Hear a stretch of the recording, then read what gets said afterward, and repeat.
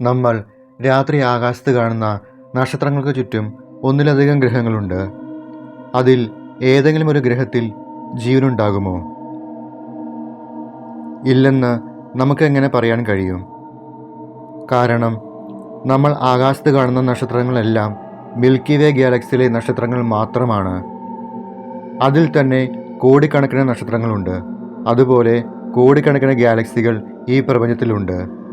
കൂടാതെ പ്രപഞ്ചം ഓരോ സെക്കൻഡിലും വികസിച്ചുകൊണ്ടിരിക്കുകയാണ്. നമ്മൾക്കറിയാത്ത ഏതെങ്കിലും ഗ്രഹത്തിൽ ജീവനുണ്ടാവാം. ചിലപ്പോൾ അവരും ഇതുപോലെ ജീവൻ തേടുന്നുണ്ടാവാം. എന്നാൽ അവരെയും നമ്മയും ഒന്നിപ്പിക്കുന്ന ഒരു കാര്യമുണ്ട്: മൂലകങ്ങൾ അഥവാ എലമെൻറ്റ്സ്. അതെ, ലക്ഷക്കണക്കിന് പ്രകാശവർഷം അകലെയുള്ള ഒരു അന്യഗ്രഹ ജീവിയും ഭൂമിയിലെ ഒരു മനുഷ്യനും നിർമ്മിക്കപ്പെട്ടിരിക്കുന്നത് ഒരേ മൂലകങ്ങൾ ഉപയോഗിച്ചാണ്. അവർ മാത്രമല്ല, ഇത്രയും വിശാലമായി ഈ പ്രപഞ്ചം മുഴുവൻ നിർമ്മിക്കപ്പെട്ടിരിക്കുന്നത് നമ്മൾ പീരിയോഡിക് ടേബിളിൽ കാണുന്ന മൂലകങ്ങൾ മാത്രം ഉപയോഗിച്ചിട്ടാണ്. എന്തുകൊണ്ട് അതിൽ കൂടുതൽ എലമെൻറ്റ്സ് ഈ പ്രപഞ്ചത്തിൽ ഇല്ല?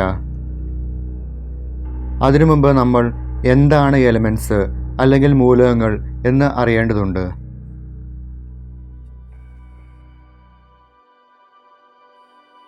ഒരേ ടൈപ്പ് ആറ്റങ്ങൾ ചേർന്ന് നിർമ്മിക്കപ്പെട്ടിരിക്കുന്ന കെമിക്കൽ സബ്സ്റ്റൻസ് ആണ് മൂലകങ്ങൾ. ഒരു ആറ്റത്തിൻ്റെ ഉള്ളിൽ ഒരു ന്യൂക്ലിയസും അതിനെ ചുറ്റുന്ന ഇലക്ട്രോൺസും ഉണ്ടാകും. പ്രോട്ടോണും ന്യൂട്രോണും ചേർന്നാണ് ന്യൂക്ലിയസ് നിർമ്മിക്കപ്പെട്ടിരിക്കുന്നത്. ഇതിൽ പ്രോട്ടോണിന് പോസിറ്റീവ് ചാർജും ന്യൂക്ലിയസിനെ ചുറ്റുന്ന ഇലക്ട്രോണിന് നെഗറ്റീവ് ചാർജുമാണുള്ളത്. ന്യൂട്രോൺ ചാർജ്ലെസ് ആയിരിക്കും. ഒരു ആറ്റത്തിലെ പ്രോട്ടോണിൻ്റെയും ഇലക്ട്രോണിൻ്റെയും എണ്ണം സെയിം ആയിരിക്കും. കാരണം പോസിറ്റീവ് ചാർജുള്ള പ്രോട്ടോണിനെ ഇലക്ട്രിക്കലി ന്യൂട്രലാക്കാൻ വേണ്ടി അത്രയും എണ്ണം നെഗറ്റീവ് ചാർജുള്ള ഇലക്ട്രോൺ ഉണ്ടാവും. ന്യൂക്ലിയസിനുള്ളിലെ പ്രോട്ടോണിൻ്റെയും ന്യൂട്രോണിൻ്റെയും ആകെ എണ്ണമാണ് ആ ആറ്റത്തിൻ്റെ ആറ്റോമിക മാസ്. ആറ്റോമിക് നമ്പർ എന്നാൽ ന്യൂക്ലിയസിനുള്ളിലെ പ്രോട്ടോണിൻ്റെ എണ്ണമാണ്. ആറ്റോമിക് നമ്പറാണ് അത് ഏത് മൂലകമാണ് എന്ന് നിശ്ചയിക്കുന്നത്. ഉദാഹരണത്തിന് ഹൈഡ്രജൻ്റെ ആറ്റോമിക് നമ്പർ 1 ആണ്. അതായത് ഹൈഡ്രജൻ്റെ ന്യൂക്ലിയസിനുള്ളിൽ ഒരു പ്രോട്ടോണാണുള്ളത്. കാർബണിൻ്റെ ന്യൂക്ലിയസിനുള്ളിൽ 6 പ്രോട്ടോൺസ് ഉണ്ട്. അതായത് കാർബണിൻ്റെ ആറ്റോമിക് നമ്പർ 6 ആണ്. നമ്മുടെ പീരിയോഡിക് ടേബിളിൽ മൂലകങ്ങളെ അടുക്കിയിരിക്കുന്നത് അവയുടെ ന്യൂക്ലിയസിലെ പ്രോട്ടോണുകളുടെ എണ്ണം അനുസരിച്ചാണ്. അവ തുടർച്ചയായ നമ്പറുകളാണ്. അതുകൊണ്ട് തന്നെ അവയ്ക്കിടയിൽ പുതിയ മൂലകങ്ങളൊന്നും സാധ്യമല്ല. 7 പ്രോട്ടോണുകൾ കൂടി ചേർന്നാൽ അത് നൈട്രജൻ ആറ്റമാകും. 8 പ്രോട്ടോണുകൾ കൂടി ചേർന്നാൽ അത് ഓക്സിജൻ ആറ്റമാകും. ഇവയ്ക്കിടയിൽ മറ്റൊരു മൂലകത്തിന് സാധ്യതയില്ല. അതായത് പീരിയോഡിക് ടേബിളിലെ എലമെൻറ്റ്സ് മാത്രമാണ് ഈ പ്രപഞ്ചത്തിലുള്ളത്. വളരെ വലിയ മൂലകങ്ങൾ സ്വാഭാവികമായി നിലനിൽക്കില്ല. പീരിയോഡിക് ടേബിളിലെ ആദ്യത്തെ 94 മൂലകങ്ങൾ പ്രപഞ്ചത്തിൽ സ്വാഭാവികമായി ഉണ്ടായതാണ്. ബാക്കി 24 എലമെൻറ്റ്സ് മനുഷ്യൻ കൃത്രിമമായി ഉണ്ടാക്കിയതാണ്. അവ ലാബിൽ ഉണ്ടാക്കാൻ മാത്രം കഴിയുന്നതും സെക്കൻഡിൽ താഴെ മാത്രം ആയുസ്സുള്ളവയുമാണ്.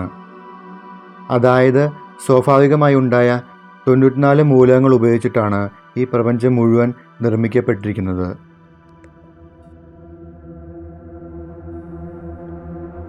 എങ്ങനെയാണ് ആദ്യത്തെ മൂലകം ഈ പ്രപഞ്ചത്തിലുണ്ടായത്? ബിഗ് ബാങ്ങിന് ശേഷം 13.8 ബില്യൺ വർഷങ്ങൾക്ക് മുമ്പ് പ്രപഞ്ചത്തിൻ്റെ താപനില വളരെ കൂടുതലായിരുന്നു. പ്രോട്ടോണും ന്യൂട്രോണും ഇലക്ട്രോണും സ്വതന്ത്ര അവസ്ഥയിലായിരുന്നു അന്ന്. തുടർന്ന് പ്രപഞ്ചം വികസിക്കുന്നത് കാരണം പ്രപഞ്ചത്തിൻ്റെ താപനില കുറയാൻ തുടങ്ങി. ഇത് കാരണം സ്വതന്ത്ര അവസ്ഥയിലുണ്ടായിരുന്ന പ്രോട്ടോണും ന്യൂട്രോണും ഇലക്ട്രോണും കൂടിച്ചേർന്ന് ആറ്റങ്ങളുണ്ടായി. ഒരു പ്രോട്ടോണും ഇലക്ട്രോണും ചേർന്ന് ആദ്യത്തെ മൂലകമായ ഹൈഡ്രജൻ ആറ്റം രൂപപ്പെട്ടു. തുടർന്ന് 2 വീതം പ്രോട്ടോണും ന്യൂട്രോണും ഇലക്ട്രോണും ചേർന്ന് രണ്ടാമത്തെ മൂലകമായ ഹീലിയം പ്രപഞ്ചത്തിലുണ്ടായി. തുടർന്ന് ലിഥിയം, ബെറിലിയം, എന്നീ മൂലകങ്ങൾ കൂടി രൂപപ്പെട്ടു. ഇവയെല്ലാം ലൈറ്റ് എലമെൻറ്റ്സ് ആണ്. ഗ്രാവിറ്റി കാരണം ഇവയെല്ലാം കൂടി ചേർന്ന് നക്ഷത്രങ്ങൾ രൂപപ്പെട്ടു. ബാക്കിയുള്ള എല്ലാ ഹെവി എലമെൻറ്റ്സും നക്ഷത്രത്തിൻ്റെ ഉള്ളിൽ രൂപപ്പെട്ടതാണ്. ഇതിനെ ന്യൂക്ലിയോസിന്തസിസ് എന്ന് പറയുന്നു.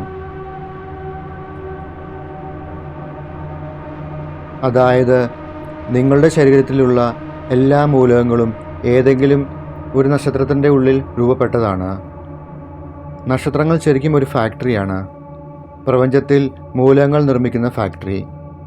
ഈ ഫാക്ടറിയിൽ നിന്ന് നിർമ്മിച്ച മൂലകങ്ങൾ ഉപയോഗിച്ചാണ് ഗ്രഹങ്ങളും മണ്ണും പാറയും ജീവികളും നിങ്ങളുടെ ശരീരവുമെല്ലാം ഉണ്ടാക്കിയിരിക്കുന്നത്.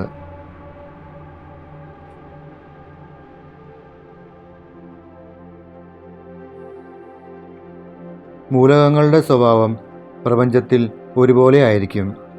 2 ഹൈഡ്രജൻ ആറ്റങ്ങളും ഒരു ഓക്സിജൻ ആറ്റവും ചേർന്നാൽ ഭൂമിയിലും അല്ലെങ്കിൽ ഈ പ്രപഞ്ചത്തിൽ എവിടെയായാലും ഒരു ജലതന്മാത്രയായിരിക്കും രൂപപ്പെടുക.